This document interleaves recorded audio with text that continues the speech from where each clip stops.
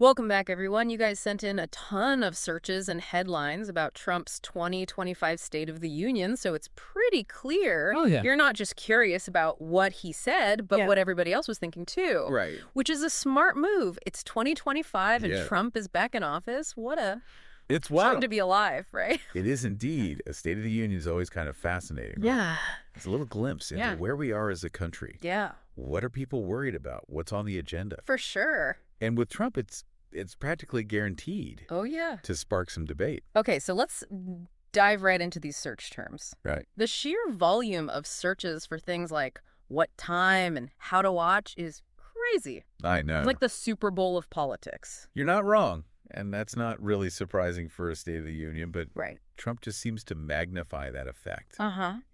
He knows how to capture the public's attention for better or for worse. Yeah. People tune in to either cheer him on or tear him apart. And speaking of tearing things apart, look at all these searches for fact check, Oh, yeah. highlights, and transcript. It's like you wanted a play-by-play analysis before the speech was even over. That's so true, and it points to how we consume information these days, right? In a world of instant news and social media, Yeah. everyone wants to be in the know immediately, Yeah. but doesn't necessarily have the time to watch a whole speech. Right. Plus, there's that layer of distrust, like wanting to verify everything, Yep, for sure. Absolutely. Now, here's where it gets juicy.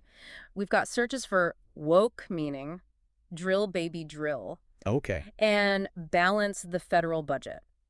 interesting. These aren't just random searches. These sound like potential sound bites from the speech itself. You're picking up on some major clues here. Yeah. Woke, obviously, speaks to the ongoing culture wars. Yeah. Drill, baby, drill hints at energy policy. Uh-huh. And balance the federal budget suggests those economic anxieties. It seems like Trump was hitting on some pretty familiar hot-button issues. And check this out. Searches for names. Okay. Nancy Pelosi, AOC, Hakeem Jeffries, so those are expected. But Yeah. Mike Johnson, Mm-hmm. who is this guy and why were you searching for him? Ah, that's a key detail. Yeah. In this alternate 2025, Mike Johnson is the Speaker of the House. Whoa, hold on. Yeah. Mike Johnson is speaker. That completely changes the political landscape. It does. I'm suddenly way more interested in what Trump might have said with him in charge. It's definitely a significant development. Think about it. Different leadership in the House. Right. It's going to be different priorities, different alliances, Yeah. a whole new set of challenges for the president. Okay, so we've got anticipation, controversial topics, a thirst for instant analysis, and a new power player in the House. Mm-hmm. This is already shaping up to be one heck of a State of the Union. It is. And don't forget all those searches about reactions, CNN instant polls, Yeah. Democrats' response, even mentions of specific commentators.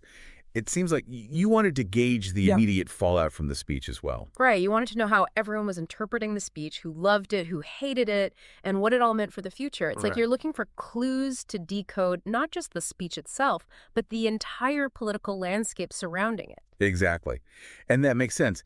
In today's world, the immediate reaction to an event can be just as important as the event itself. For sure. Pundits, polls, social media, they all shape the narrative before the dust even settles. Okay, so we've established the context, the Right. players and the public's intense interest. Yeah.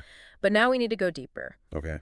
What were the actual issues Trump tackled in this speech?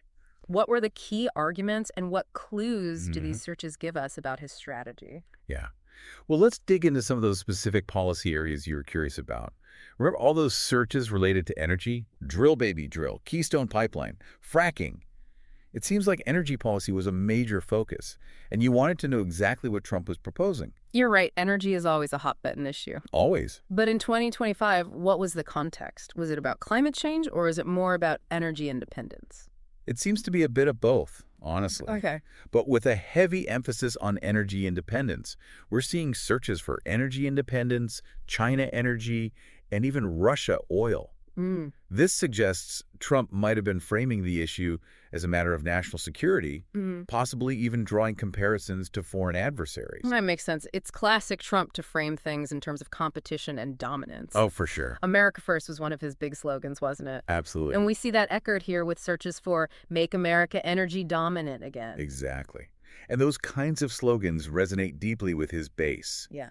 It taps into a sense of national pride, but also underlying anxieties about America's place in the world, Yeah. especially when it comes to economic power and influence. But energy independence often comes with environmental concerns, right? Yeah. Was he talking about climate change at all? He did, but not in the way you might expect. Remember that search term, woke, meaning? Oh, yeah. He actually used it in the context of climate change, Wow. calling it part of a radical woke agenda that's out of touch with the needs of everyday Americans. So he was basically flipping the script, turning climate change into a cultural issue rather than a scientific one. That seems to be the case. Yeah. And it's a clever strategy, politically speaking. By framing it as a cultural battle, he's able to appeal to his base, who might be skeptical of climate science, For sure. while also tapping into a broader sense of frustration with what some perceive as political correctness, gone too far. And that strategy clearly worked, at least in terms of generating buzz. We're seeing a ton of searches related to climate change, green energy, and environmental impact, Yeah. but also terms like culture war, cancel culture, Mhm. and free speech. It seems like he managed to rile up both sides of the debate. He definitely knows how to push those buttons. Yeah. But remember, this is 2025. We have to consider how the political landscape might have shifted since his previous term. Right. What were the major events leading up to this State of the Union? Yeah. Were there any specific crises or controversies that might have influenced his approach? That's a great point. We can't just analyze the speech in a vacuum. We need to understand the broader context.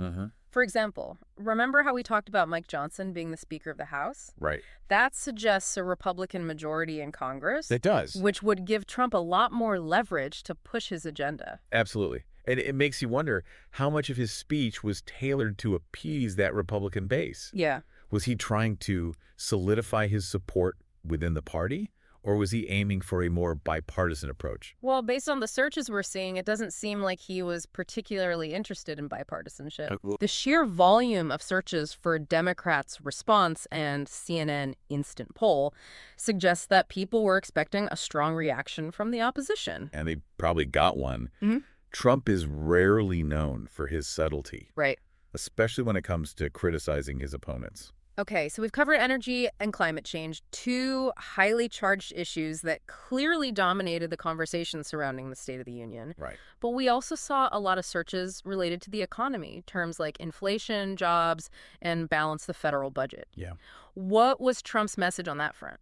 Well, let's open up the transcripts and see. Redaction. This is where things get really interesting because based on these searches, it seems like you were looking for concrete solutions, not just rhetoric. All right, we're diving into the transcript now, specifically the section on the economy. Remember all those searches about balance the federal budget? You were clearly interested in how he planned to tackle that issue. And he addressed it head on, Okay. calling the national debt a colossal burden. Right. He pointed fingers at previous administrations for reckless spending. So classic blame shifting. Pretty much. But did he offer any actual solutions? Or was it just talk? He did outline a few broad strokes, like cutting wasteful programs, streamlining bureaucracy, renegotiating trade deals. Those are some of the key points. Okay. He even used the phrase fiscal responsibility, which Really? which might surprise some people familiar with his past policies. Yeah, fiscal responsibility isn't exactly a term I associate with Trump. But it's interesting that he chose to frame his economic message in these, patriotic terms, talking about restoring American strength and making the country a global economic leader again. That's a really astute observation. Yeah. He's cleverly linking economic policy to national pride, which is a powerful motivator, Yeah. It plays into that deep-seated desire for America to be seen as a dominant force on the world stage. And looking back at the searches, it seems like that message resonated with a lot of people. We see searches for jobs, manufacturing, and American-made, all pointing to a desire for a strong, self-sufficient economy. Absolutely. Those searches suggest an underlying anxiety about economic security and a longing for the days when American products and industries were globally dominant. Trump is tapping into that nostalgia and promising a return to greatness. But we also saw searches for inflation and cost of living issues that hit people's wallets directly. Did he address those concerns? He did, but in a way that might be frustrating to some. Instead of taking responsibility, he blamed those issues on external factors, Okay. like global supply chain disruptions and the energy policies of weak foreign leaders. Oh, wow. It's a way of deflecting blame while still acknowledging the very real economic anxieties people are facing. Right. So taking credit for the good, deflecting blame for the bad. Pretty much. It's a familiar pattern, right? But beyond the economics, what else stood out to you in this speech? What other insights can we glean from these searches?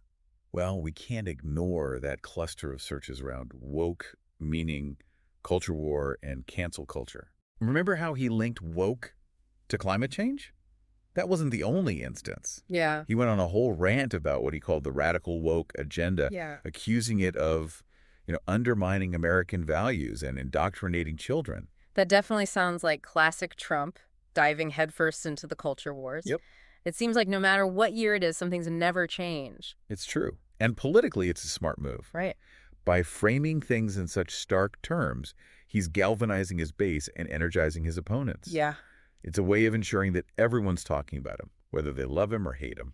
And looking at the searches, it clearly worked. Yeah. Those terms spiked right after that section of the speech, sparking a firestorm of debate online. Oh, for sure. He knows how to get people riled up, that's for sure. He's a master of triggering those emotional responses. Yeah. Both positive and negative. And in a way, that's the essence of his political strategy.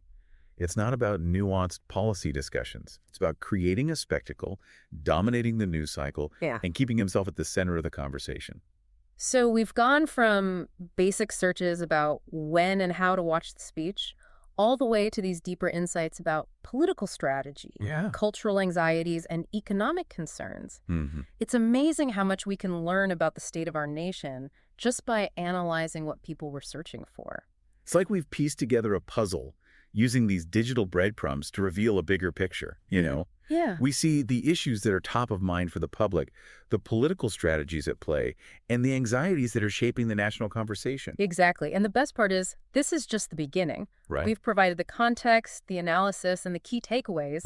Now it's up to you to dive deeper, explore the transcript, and form your own opinions. And who knows, maybe this deep dive has sparked your curiosity to explore other State of the Union addresses, to compare and contrast different presidencies, to see how the issues in the rhetoric have evolved over time. Yeah. There's a whole world of political discourse out there waiting to be explored. That's the beauty of it. We're not just giving you answers. We're giving you the tools to ask better questions, to think more critically, and to engage with the world around you in a more meaningful way. Exactly. So keep questioning, keep exploring, and keep diving deep. Until next time. Today is your lucky day. Today is the day that our $3 website works for you, paying you directly to your PayPal daily. Imagine $3 ongoing continuous payments to your PayPal account. Imagine falling asleep and waking up to $300 in your PayPal account. How would this make you feel? How could this help you? What bills could you pay? What kind of fun could you have? What does that retirement look like now? All for a one-time payment of $3. This website is DFY done for you, fully built and completely hosted, and never stops collecting payments for you. You have spent $3 on coffee on a regular, but that coffee won't help you create multiple streams of income. Click the link below.